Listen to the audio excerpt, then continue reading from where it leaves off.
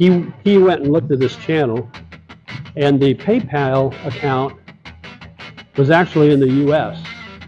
So he figured it was an American that was doing this whole setup for these girls. These girls were kind of the front of this YouTube channel, and he was raking in the bucks. This US guy was raking in the bucks. Who knows how much these girls actually got.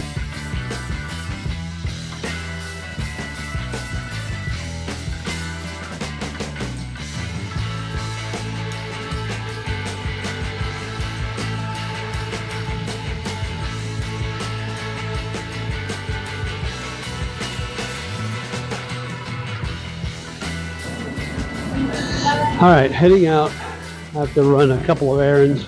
It's been an interesting day.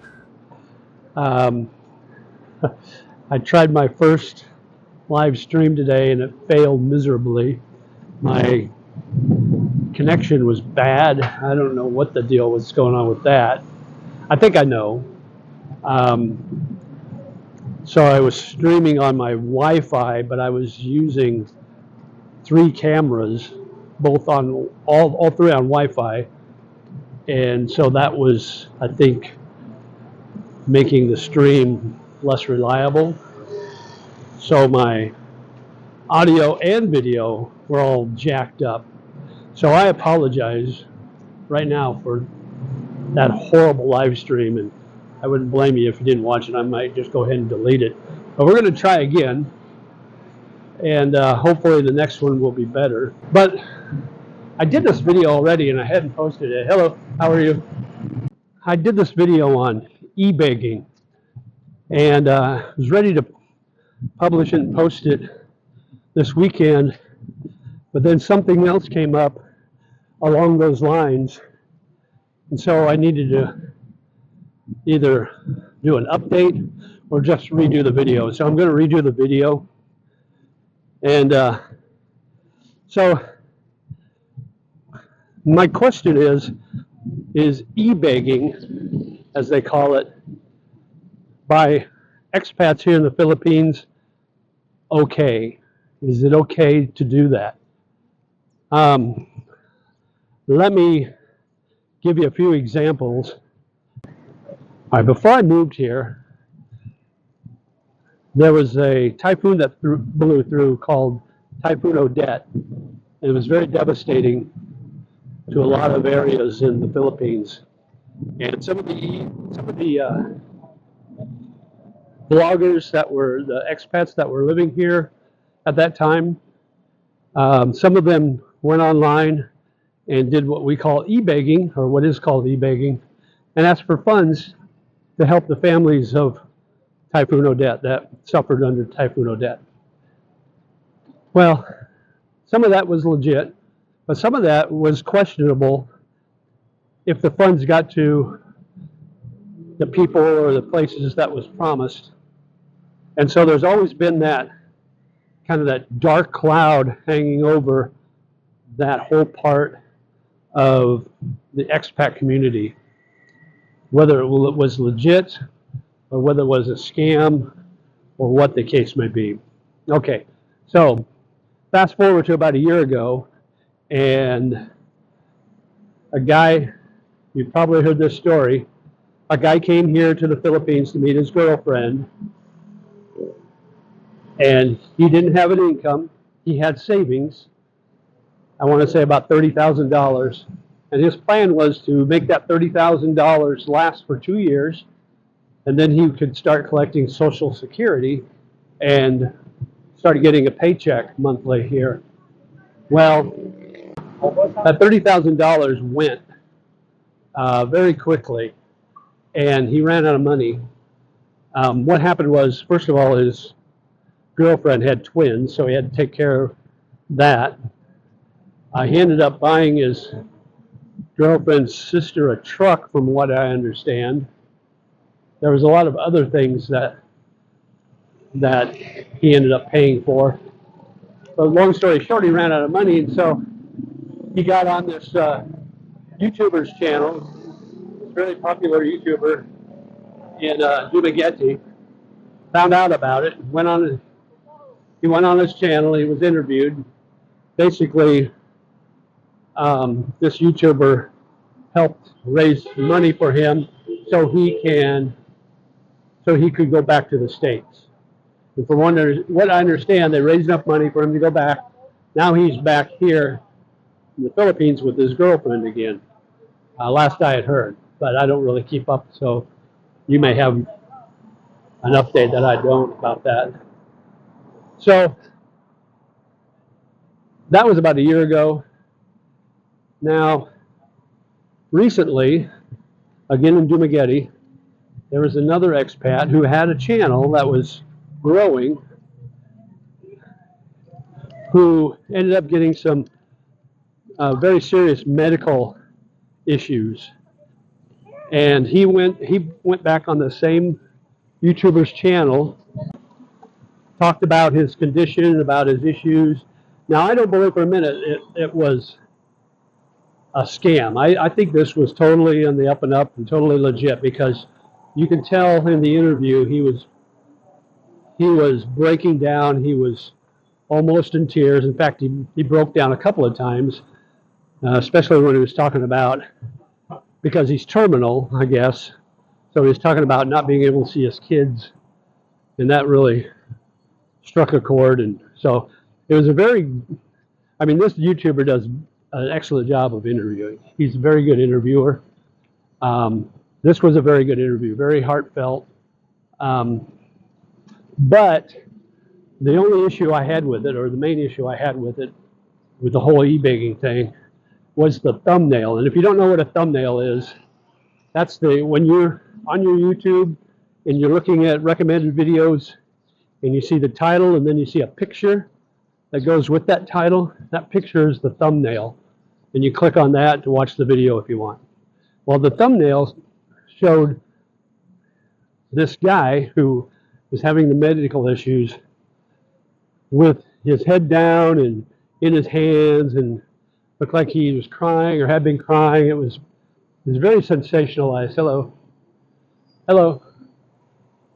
It was very sensationalized to a point where it rubbed me the wrong way. I mean, you can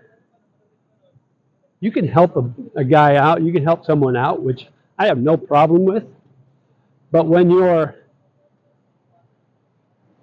basically sensationalizing the whole issue by showing that picture, dramatizing it like that, it kind of takes away from the realism to me. Now, there are avenues you can take if you want to help people out. There's legal things you need to do. There's departments in the government that you need to get permits or licenses in order to collect money and that sort of thing. I think my biggest question is it worth doing this on your channel to have that possibility of that feedback or that backlash where it might not be, you might think the guy's legit. I'm not talking about this particular guy, but you might think you're helping someone out and they may be scamming you along with everybody else. Is it worth having that backlash and possibly losing subscribers over? Now, recently there was a Filipina that has a very successful YouTube channel, and she went on and she started talking about her cousin who got in a motorcycle accident, was injured. The other person in the accident that hit him, or vice versa, he ended up losing his life. She was soliciting money to help pay for her cousin's hospital bill, but she was also asking for money to help pay for final expenses for this person who lost his life. Now, she got a lot of backlash for that. I was reading the comments in that video, and there were a lot of them calling her a scammer, calling her fake. I'm unsubscribing to you. Those comments, and You can tell it affected her channel because she lost some subscribers. Now, I don't know how many she lost. I don't keep track of numbers for her. She just came up on my feed one day. But that's another example of how, whether it's legit or not, it can backlash. It can have a backlash on your channel, not only losing subscribers but losing credibility. And that's even probably worse than temporarily losing subscribers. Now, those are the things I talked about in the video I didn't post, because more recently there's a YouTube channel in Angeles City of these girls who posted on their channel, in their community page or their description, about looking for 22 guys to sign up for membership, and those 22 guys would get name recognition, but they would have to pay so much money so they could buy these girls dresses and food and this and that and the other thing. Well, they said they already had 6 guys that signed up and sent them $600 US each.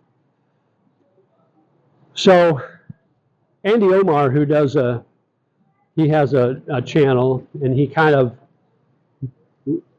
uncovers untruths, and he went and looked at this channel, and the PayPal account was actually in the US. So he figured it was an American that was doing this whole setup for these girls. These girls were kind of the front of this YouTube channel, and he was raking in the bucks. This US guy was raking in the bucks. Who knows how much these girls actually got. But Andy did a live stream and uncovered all this, and then he did, 2 days later, he did a video, and he looked up that channel, and all that information was removed from the channel. They deleted all that information. They deleted several videos from that channel. So they got outed, and basically, from the looks of how they reacted, it was not legit. So look into it yourself. Check out Andy Omar's pages, his videos. Look into those videos of that channel I was talking about. I'm not going to put the name up or anything, but you can find it on Andy's channel. But that's just yet another example, a growing example, of more and more of these YouTube channels here in the Philippines that may be a little less reputable than you would think. So I do this video for one purpose, and that's to warn my subscribers that if you come across any of these channels, or you're familiar with any of these channels, be careful helping them out. I would trust but verify, and by verify I would do some deep background checks on these as much as you can, and really try to make sure you understand the situation, each situation, because each situation is different. But just make sure you understand what's going on, because it might be legit, but it might not be. And I have a very hard time sending money to anybody who is on YouTube soliciting funds for whatever. If I'm going to help someone or some cause out, I'm going to do it directly, and I'm going to do it, if it's a situation like Typhoon Odette, I'm going to do it through the right channels, through the government, through their agencies. If it's people who are in need, I'm going to think twice about it. I want to make sure that everything is legit, and that's the whole thing. Just be careful who you're talking to online, who you're giving money to, if you're giving money, who's asking you for money, what's the reason behind it, and just be careful. That would be my suggestion and my hope for my subscribers. If you like my content, make sure you like and subscribe. And if you want to help friends of yours, you can share this video and get that word out.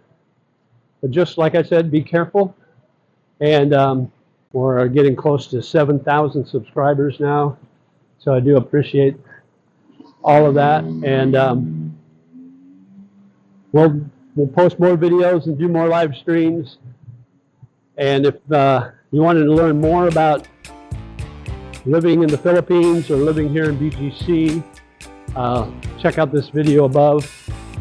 And until next time, mabuhay, my friend. Live life, my friend. And we'll talk to you again soon. Bye-bye.